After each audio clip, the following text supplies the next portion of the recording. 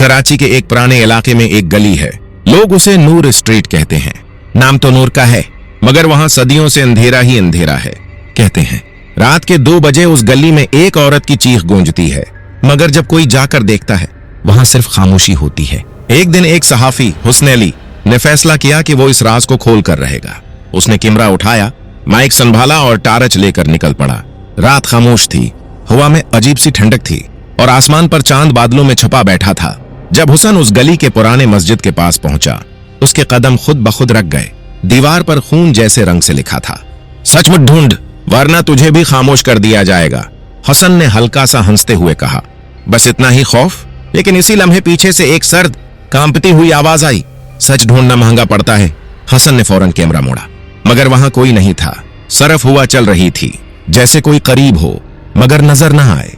वो वापस घर आया और फुटेज चेक करने लगा। पहले तो सब ठीक लगा, मगर फिर एक लम्हे के लिए उसके जिस्म में झरझरी दौड़ गई।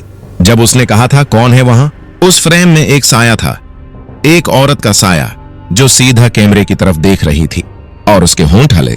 मुझे इंसाफ चाहिए। हसन का दिल जोर जोर से धड़कने लगा। उसने वो वीडियो अपने चैनल पर अपलोड कर दी। वीडियो चंद घंटों में वायरल हो गई। लोगों ने कहा ये वही औरत है जिसका कत्ल कुछ साल पहले उसी गली में हुआ था और कातिल आज तक नहीं पकड़ा गया। अगले दिन हुसन ने कहा, मैं वापस जाऊंगा, सच सामने लाकर रहूंगा।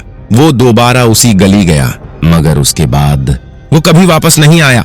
सिर्फ उसका कैमरा मिला और उसके आखिरी फ्रेम में लिखा था, अब तुम मेरी कहानी का हिस्सा बन चुके हो। आज भी लोग कहते हैं अगर रात के 2 बजे नूर स्ट्रीट से गुजरो तो एक आवाज सुनाई देती है, हसन। फिर सिर्फ खामोशी रह जाती है। क्या तुम्हें लगता है हसन वाकई मर गया, या वो आज भी कहीं छिपकर सच रिकॉर्ड कर रहा है? अपनी राय नीचे कमेंट में जरूर लिखना।